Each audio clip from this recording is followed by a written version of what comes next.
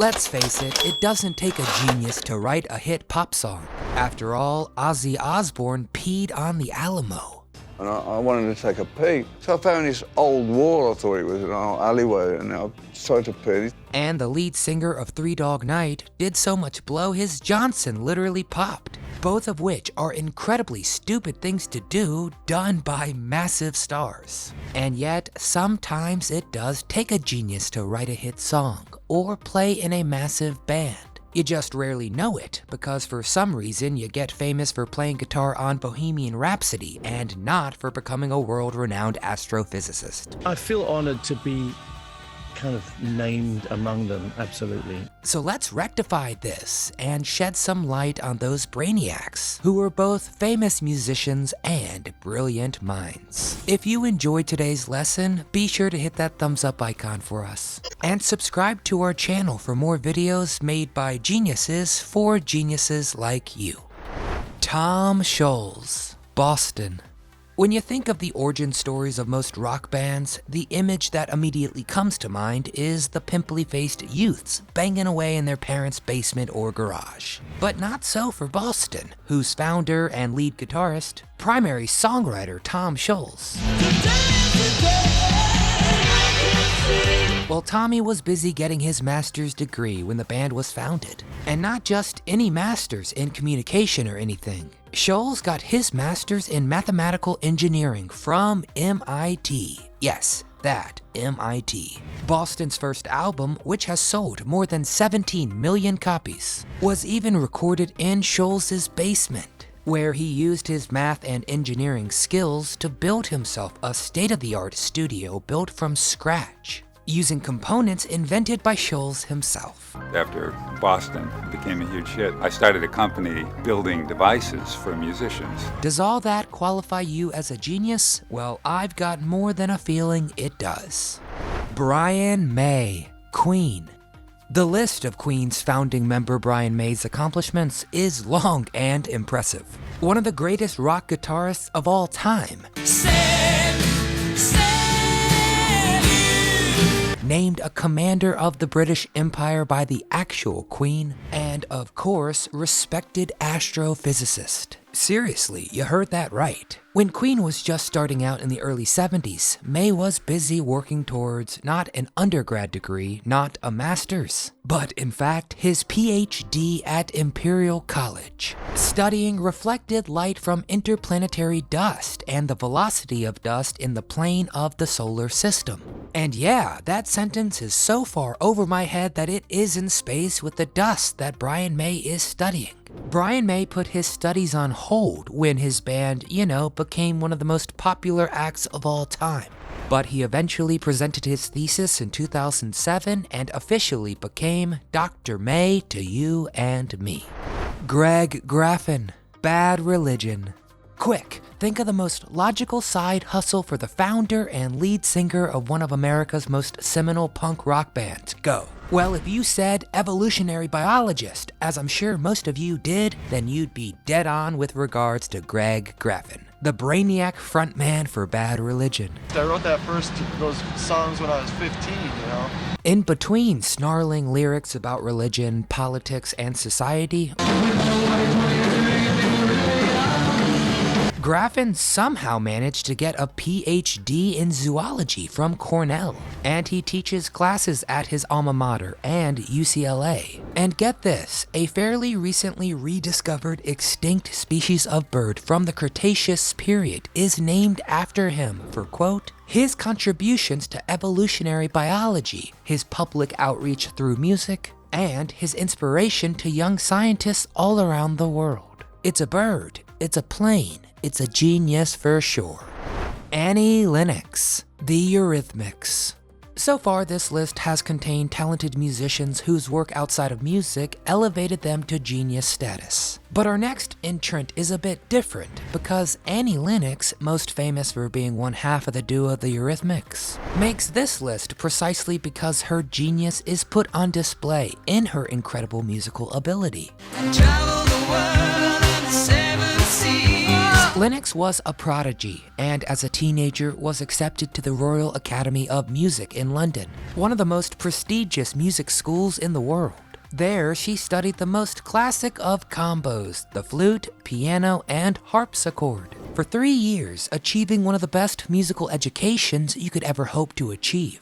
But the flute doesn't exactly pay the bills, and Lennox turned to pop music and rode the new wave flood, cruising to worldwide popularity, which is no surprise to anyone who knows her musical gifts. Sterling Morrison, The Velvet Underground.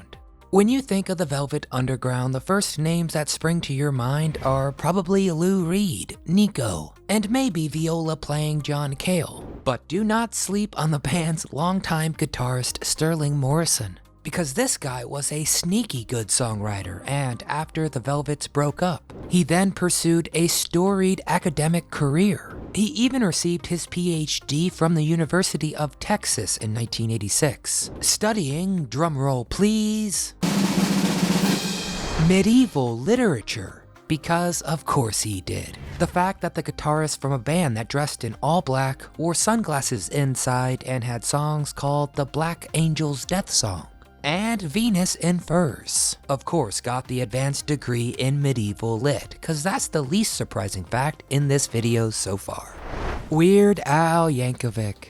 It might be hard to imagine that a man whose claim to fame are songs like Eat It, Don't you tell me you're full, just eat it. And another one rides the bus. And another comes on, and another comes on, another one rides the bus. But Weird Al certainly qualifies here. I mean, the guy has won 5 Grammys and sold more than 12 million albums, relying solely on parody and the accordion, an instrument he started playing at the age of 7 when a traveling salesman offered his parents the choice between guitar and accordion lessons, and they chose the obvious answer. I mean, that alone qualifies as genius. It's not the Babe mag that you think it would be. No, I'm glad you said that because I didn't think it would be a Babe magazine. But Weird Al is no slouch academically. He was in kindergarten a year early, he skipped 2nd grade, and graduated high school at 16 as valedictorian. A truly white nerdy story. Philip Kramer, Iron Butterfly. When Philip Kramer joined the proto-heavy metal band Iron Butterfly as bassist in 1974, the group was years past their late 60s heyday and would remain active for barely another half-decade. Fortunately for Kramer, he had prodigious talents outside of music and a very successful engineering career. Kramer displayed his science talent early, winning a science fair at 12 for building a laser strong enough to pop a balloon.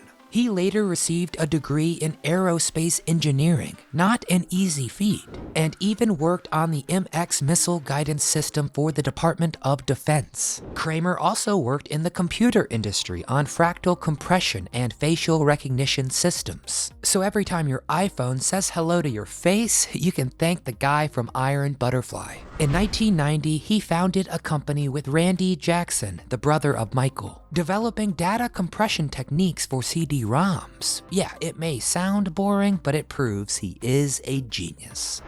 Milo Ackerman, The Descendants.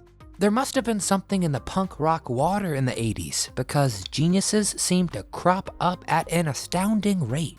Take Milo Ackerman of The Descendants, for example. Ackerman spent the 80s, 90s, and 2000s alternating between singing in the band that pioneered pop punk as we know it and pursuing a career in biochemical engineering. He first left the band in 1982, right after the release of The Descendants' first album, amusingly titled Milo Goes to College. He pursued an undergraduate degree and over the next 3 decades flipped back and forth between being a rock star and being a nerd. I've just been doing research for the past 4 years on plants. That's kind of what I do. Ackerman has a PhD in biology and for years worked as a researcher for DuPont, the world's largest chemical company. Not a bad side gig, and one that qualifies as a genius for sure. Jeff Skunk Baxter, Steely Dan, and the Doobie Brothers. Jeff Skunk Baxter is most famous for A, having a fantastic rock and roll nickname, and B, playing guitar in not one, but two of yacht rock's all-time pantheon, Steely Dan and the Doobie Brothers. But outside of his musical accomplishments, Pepe Le Pew has done some pretty impressive stuff. In the mid-1980s, a neighbor who had worked on the Sidewinder missile program bought Baxter a subscription to Aviation Week, which sparked an interest in missile defense systems. He became an actual consultant for the Department of Defense and other U.S. security organizations. I started having a great music career and then started doing things for the U.S. government. Even serving on the Civilian Advisory Board for Ballistic Missile Defense. Quite a far departure for the guitarist of the Doobie Brothers. And there the Brainiacs are, some music stars with remarkable achievements offstage too. So which of these did you actually already know about? Which genius is quite unbelievable? And did we leave off any? Please get in the comments and tell us who. Which genius's music did you listen to most? But before you go, please give this video a thumbs up if you don't mind. And subscribe to our channel for more nostalgic videos like this. From all of us here at Do You Remember, we want to thank you for watching.